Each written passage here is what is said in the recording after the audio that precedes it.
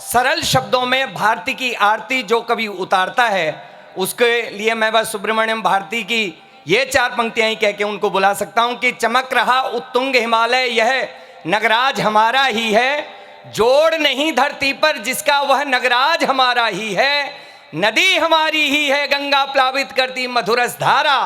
बहती है जो बहती है क्या कहीं और भी ऐसी पावन कलकल धारा। जोरदार तालियां आदरणीय गजेंद्र सोलंकी जी के लिए। बनारस की सुबह अनुपम, अवध की शाम लाया हूँ। मोहब्बत का खजाना मैं तुम्हारे नाम लाया हूँ। मोहब्बत का खजाना मैं तुम्हारे नाम लाया हूँ। और दिलों में प्यार का दरिया यहाँ सबके ही बहता है। सुनाने मैं सभी को प्यार का पैगाम लाया हूँ। सुनाने मैं सभी। यहाँ पर शायरी मजहब है जिनका और कविता दीन है। मैंने कभी कहा था कि शायरी मजहब है जिनका और कविता दीन है। हिंदी उर्दू की विरासत मंच पर आसीन है। हिंदी उर्दू की विरासत मंच पे आसीन है। और गीत गजलों के उजाले झिलमिलाते मंच पर, हिंदी गीत गजलों के उजाले झिलमिलाते मंच पर, शायरी और गजलों से ये आज की समा रंगीन है। तो मैं कुछ कहना चाहता हूँ, याद नहीं रहा मुझे कहते हुए, बहुत समय के बाद मैं एक साथ ऐसे पढ़ रहा हूँ कि ज़मीं होती है अपनी और गगन अपना ही होता है। अंतिम पंक्ति पे आपके हाथ खुले, बीच में कष्ट मत दीजिएगा, थोड़ा सा एनर्जी बचा के। आखिरी पंक्ति पर कि ज़मीं होती है अपनी और गगन अपना ही होता है। हवाएं फूल खुशबू और चमन अपना ही होता है।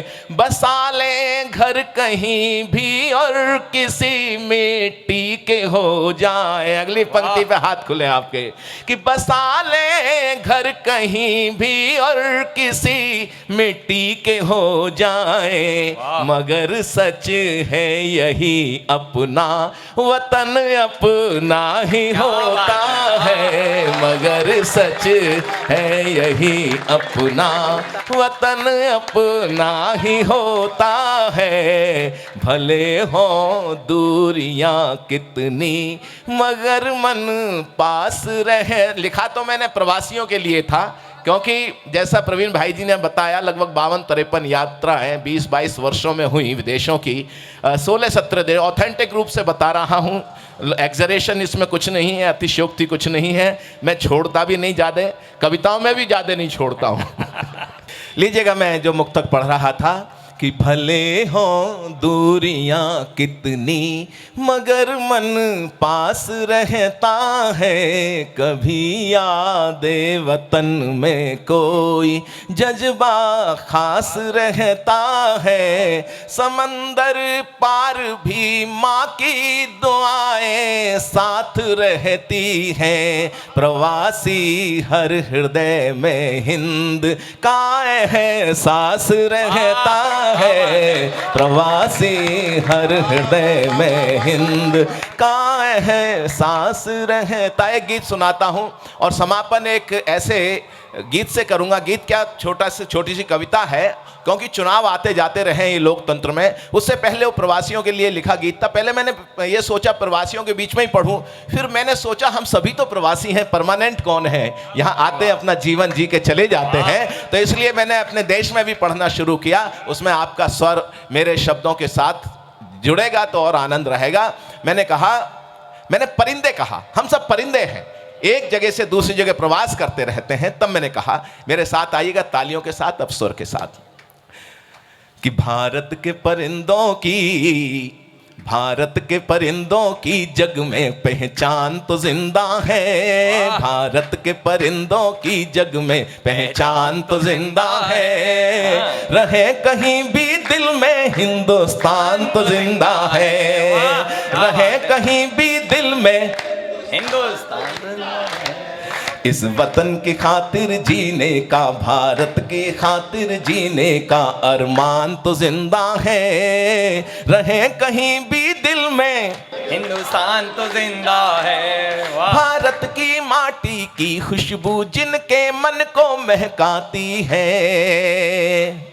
भारत की माटी की खुशबू जिनके मन को महकाती है, जिनके दिल की धड़कन धड़कन भारत के नगमे गाती है।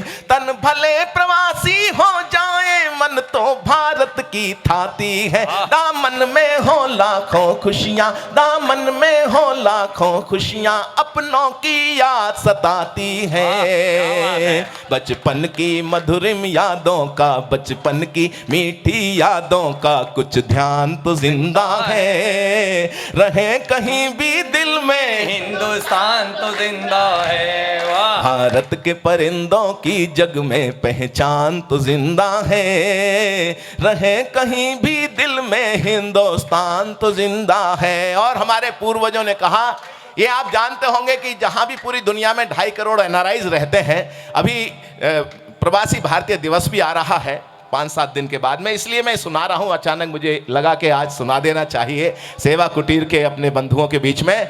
आप जानिएगा 2.5 करोड़ के करीब पूरे दुनिया में रहते हैं प्रवासी भारतीय। और एक बात याद रखिएगा कि पूरी दुनिया में क्रेडिबिलिटी या उनका विश्वसनीयता सर्वाधिक भारतीय, हमारे प्रवासी भारतीय एनआरआई इंडियन डायस्पोरा के जो लोग होते हैं उनका पूरी दुनिया में मान सम्मान है, क्योंकि ये भारत की संस्कृति को लेकर वहां पर जीते हैं। किसी भी जाति पंथ संप्रदाय के हों, कहीं आप जाएंगे अरब देशों में भी जाएंगे, वहां पर भी भारत के लोगों के कंट्रीब्यूशन को, ओमान हो अरब कहीं भी, वो ओमान के सुल्तान ने किसी से पूछ लिया, किसी बच्चे से कि मतलब सबसे ज्यादा ओमान के बनने में किसका कंट्रीब्यूशन है, उन्होंने सोचा कि मेरा नाम लेगा, बोले भारतीय लोगों का, इंडियन डायस्पोरा के लोगों का। ये बड़ी बात थी।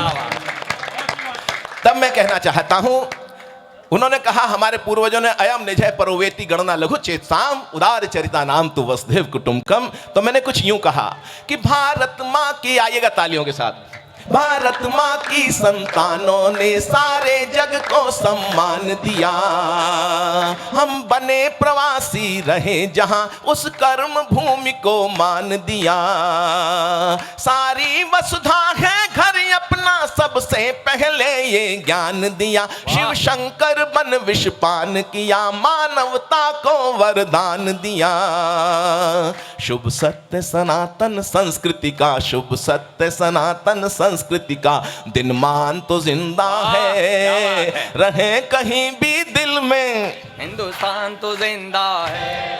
भारत के परिंदों की जग में पहचान तो जिंदा है, रहे कहीं भी दिल में हिंदुस्तान तो जिंदा है। वंदे मातरम, वंदे मातरम।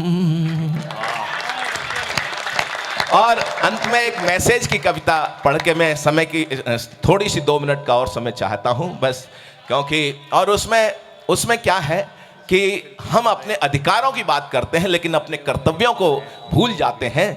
ये 140 करोड़ का लोकतंत्र कहीं जाति पंथ संप्रदाय के भाषा भाषी क्षेत्र के रूप में कहीं न कहीं एक दूसरे से दूर नजर आता है। तब एक कवि के हृदय में पीड़ा जो होती है उसको कविता में कैसे ढालता है वो। लोग चुनाव आता है, महापर्व जो लोकतंत्र का, उसमें 50%, 60%, 65-70% मतदान हो जाए तो बहुत बड़ी बात है। इसका मतलब है कि आधे लोगों का लोकतंत्र में विश्वास ही नहीं है, समझते नहीं है, जानते नहीं है। तो एक कवि होने के नाते मैंने उस पर कहा कि मैं न कोई सूफी संत ना ही अवतार हूँ, कि मैं न कोई साधु संत ना ही अवतार हूँ, ना मैं तानाशाहों का गुलाम चाटुकार हूँ। आंचल में जिसके जन्म मैंने पाया है, आंचल में जिसके जन्म मैंने पाया है, दोस्तों मैं देश की माटी का कर्जदार हूँ, दोस्तों मैं देश की माटी का कर्जदार हूँ। देश मेरा मंदिर और गीत भगवान है, देश मेरा मंदिर और गीत भगवान है, आपका ये प्यार मेरे लिए वरदान है, जनता का प्यार मेरे मेरे लिए वरदान है। एक नया गीत नया राग लेके आया हूँ, नई क्रांति की नई जाग लेके आया हूँ। मेरी लेखनी ही बंधु मेरी तलवार है, सच लिखना धर्म झूठ पे प्रहार है। कहने को भारत विशाल लोकतंत्र है, कहने को भारत विशाल लोकतंत्र है। 125 करोड़ का न कोई एक मंत्र, जब लिखी थी तो 125 करोड़ था कि 125 करोड़ का न कोई एक मंत्र है। कोई तो पूरब कोई पश्चिम को दौड़ता और कोई उत्तर से दक्षिण को तोड़ता। किसी को सुहानी लगे जातियों की दास्ता, किसी को सुहानी लगे जातियों की दास्ता। कोई आरक्षण की बैसाखियां तलाशता।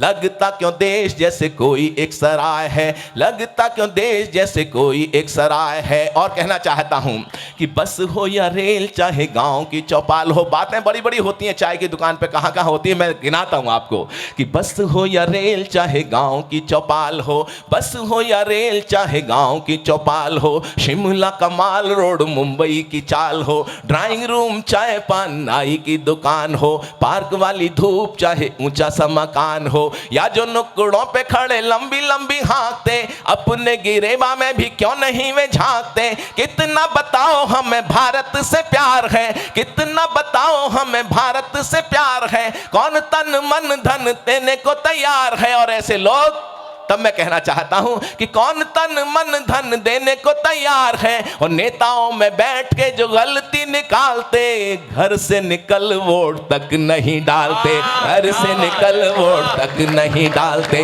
जाति पाति भाषा धर्म का भी विष घोलते, रोज हिंसा देख के भी मन नहीं डोलते, रोज हिंसा देख के भी मन नहीं डोलते। तो नेताजी सुभाष भी तो होंगे बेचैन जी, शेखर भगत सिंह के रोते होंगे नैन जी। आज बिस्मिल का वो बलिदान पूछता, नाना अशफाक का वो प्राणदान पूछता। क्यों ये चारों ओर अनाचार वाली तान है, जिसके लिए मिटे थे क्या ये हिंदुस्तान है, जिसके लिए मिटे थे क्या ये हिंदुस्तान है। चाहते हो घर बच जाए हिंदुस्तान जी, दिलों में जलाओ सभी क्रांति की मशाल जी। बहुत बहुत धन्यवाद, बहुत बहुत आभार। मेरे साथ नारा लगा दिए, बोलो भारत माता की जय।